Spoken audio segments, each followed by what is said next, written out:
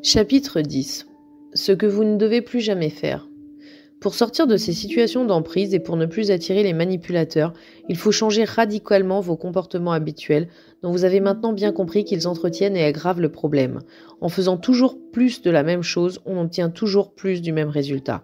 J'ai listé pour vous tout ce qu'il ne faut surtout plus faire. Jouer les sauveurs. La première chose à ne plus faire est de jouer les sauveurs. Les adultes ne sont pas des petits êtres sans défense. Vous n'avez pas à les prendre en charge comme des nourrissons. Les seules personnes réellement sans défense, ce sont les enfants parce qu'ils sont petits, vulnérables et parce qu'ils n'ont pas la possibilité légale de se défendre eux-mêmes. Il n'existe pas de pauvres petits caliméros démunis chez les adultes. Ne faites plus de confusion entre être méchant et être malheureux. Les manipulateurs ne sont pas plus malheureux que les autres. Ils braillent plus fort, c'est tout. Ils n'ont pas besoin d'être réparés et encore moins par vous. On peut comprendre que les gens souffrent, mais comme tout le monde, et c'est à chacun de régler ses problèmes. Un adulte a meilleur temps de s'adresser à un spécialiste que de s'appuyer sur un sauveur sans compétences. Inversement, il peut être dangereux de jouer l'infirmier psychiatrique amateur avec votre entourage. De même, si les banques professionnelles refusent de prêter de l'argent à quelqu'un, il y a sûrement une bonne raison. Ne devenez pas une banquière privée, vous ne seriez jamais remboursé. « J'ai besoin de toi » est une phrase irrésistible pour les sauveurs. Dès que vous l'entendez, vous fondez de tendresse et de gratitude. Enfin, quelqu'un vous rend le service d'avoir besoin de vous. Vous rappliquez en courant et on peut alors vous demander presque n'importe quoi. Vous vous rêvez en Mère Teresa, là où le manipulateur vous voit comme une mule. C'est moins gratifiant, n'est-ce pas? À l'avenir, quand vous entendez « j'ai besoin de toi », pensez à vérifier que ça ne veut pas dire « je veux t'utiliser ». Tout donner sans jamais recevoir. Il est temps de fermer le robinet de cette fontaine inépuisable. Vous entretenez un commerce inéquitable. Si vous remettez les données dans le bon sens et que vous cessiez de prendre votre manipulateur pour un mineur attardé, donc pour un débile, vous comprendrez que ce que vous donnez est injustifiable. Il ne faut pas confondre amour et maternage. Le maternage est indispensable à la croissance d'un enfant jusqu'à ce qu'il atteigne l'âge de 7 ans. Au-delà, le maternage devient un poison, car il infantilise au lieu d'autonomiser. Je t'aime et tu vas beurrer ta tartine toi-même parce que beurrer une tartine n'a rien à voir avec l'amour. Le maternage n'a rien à faire dans une relation d'adulte à adulte. Vous achetez de la reconnaissance des autres avec votre gratuité. Vous êtes pourtant bien placé pour savoir que cela ne marche pas. Dans Je pense mieux, je vous ai parlé de l'échange égalitaire chamanique que développe Patrick Daquet dans son livre Paroles d'un grand-père chaman. Il vous dit ceci en substance. Rien ne peut être gratuit dans les sagesses ancestrales qui sont basées sur l'échange égalitaire. Je te donne, tu me donnes. Et ainsi, personne ne prend le pouvoir sur l'autre. Celui qui donne sans recevoir prend un pouvoir subtil, car l'autre, lui, est redevable. Celui qui reçoit sans donner perd son intégrité et sa liberté. Il se met en allégeance et devient un mendiant. Ces deux façons de procéder sont les conséquences de leurs blessures humaines et ne doivent pas être encouragées mais guéries. L'échange égalitaire est donc une pratique extrêmement difficile, car nous devons avoir l'attitude juste et le geste adapté. Je vous le confirme, trouver l'équilibre entre ce que l'on donne et ce que l'on reçoit est vraiment un cheminement personnel, car cela implique de prendre conscience de sa propre valeur. Mais à terme, cela devrait réjouir votre sens de la justice.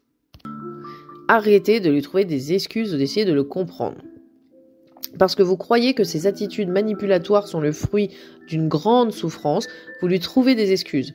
Plus vous lui trouvez des excuses, plus vous lui accordez du pouvoir sur vous. Vous finirez par cautionner des attitudes inacceptables et par devenir le complice de sa méchanceté. On peut faire la distinction entre une personne et ses comportements, mais on ne doit jamais cautionner les comportements déviants. Certains actes sont inexcusables. Ne confondez plus excuser et pardonner. Le pardon est un long chemin spirituel en conscience. Excuser, c'est appliquer vite fait, mal fait, un pansement sur une plaie infectée pour éviter d'avoir à se positionner et à dénoncer. Essayez de lutter. Ne vous disputez jamais avec un imbécile, il vous tirera à son niveau et il gagnera par expérience. Albert Einstein. Si vous avez un manipulateur dans votre entourage, vous le savez, il a des ennuis avec tout le monde et il adore ça. Il adore la bagarre. Vous vous souvenez, il se nourrit des conflits et des disputes qu'il crée sciemment. C'est un faiseur d'histoire et un procédurier. La première règle d'une bonne communication avec un manipulateur est donc de renoncer à avoir une bonne communication avec lui. N'essayez pas de lutter. Cela ne sert à rien. Vous n'êtes pas armes égales. Le manipulateur a une structure mentale avec laquelle vous ne pouvez pas rivaliser parce qu'il est hors des limites de l'entendement. Vous aurez toujours les scrupules de votre humanité, lui ne les a pas. La seule chose que vous pouvez faire, c'est le cadrer au maximum et vous en tenir le plus possible à distance. Arrêtez de le laisser faire. De guerre là, s'épuiser, vous avez fini par trouver plus facile d'accéder à ses demandes, de céder à ses exigences, même les plus pénibles, d'ignorer ses réflexions blessantes, de le laisser dire et de le laisser faire.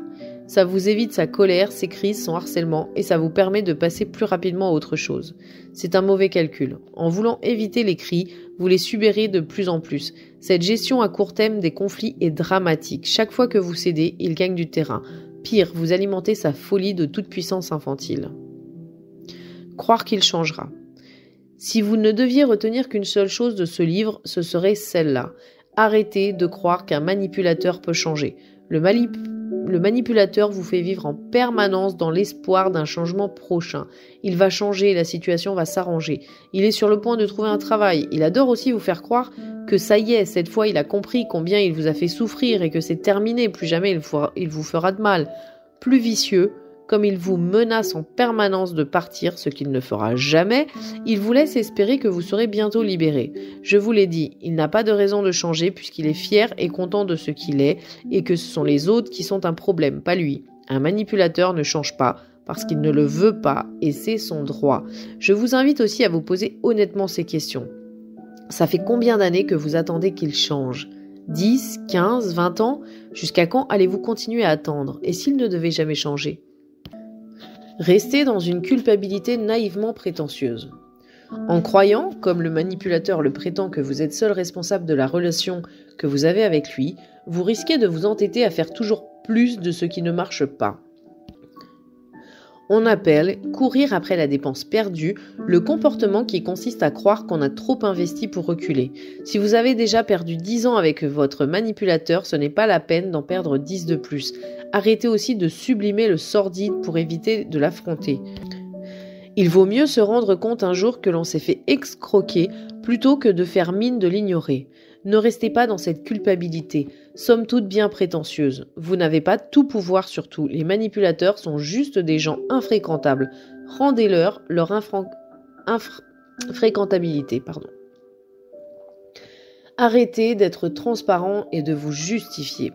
Les victimes de manipulation n'ont pas de jardin secret, aucun espace d'intimité et répondent en général candidement et sincèrement aux questions qu'on leur pose.